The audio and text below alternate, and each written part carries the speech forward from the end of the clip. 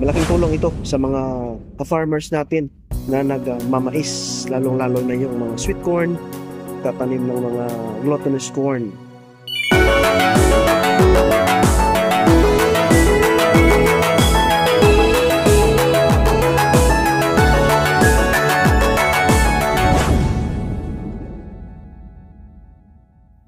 Morning guys, may panibagong produkto na naman po ang CB Andro.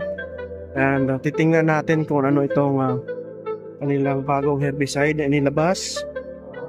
Bagong-bago po, kaka-launch pa lang ng CB Andro Asia Incorporated. So the Clearmore 310 EC Systemic Post-Emergence Herbicide for the control of grass, seeds, and broadleaves in cornfield.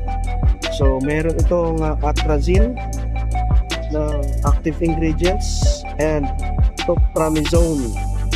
So yung atrazine mga ka-farmers ay pre-emergent herbicide na tinatawag natin yung atrazine. Ibig sabihin pinapatay seeds ng mga weeds para hindi na po tumubo, while the topramizone is group group 27.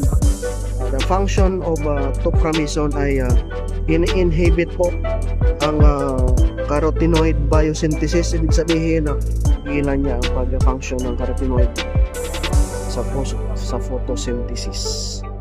Ayan, this is suitable po sa mga sweet corn.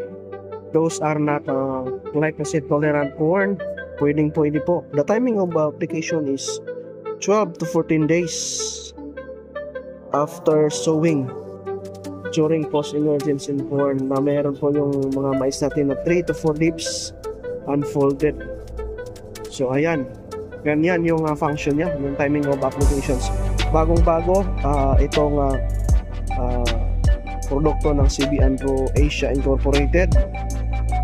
Malaking tulong ito sa mga farmers natin na nagmamais, lalong-lalo na yung mga sweet corn, tatanim ng mga glutinous corn. So with that, maraming salamat. Please subscribe to our channel, Farmers Choice Agri sa YouTube. Paki-follow and share na rin ng ating page dito sa Facebook, Farmers Choice Agri. If you can visit our store, Farmers Choice Agri Supply, dito po sa Alyusan National Highway, San Mateo, Alyusan, Cotabato. Maraming salamat.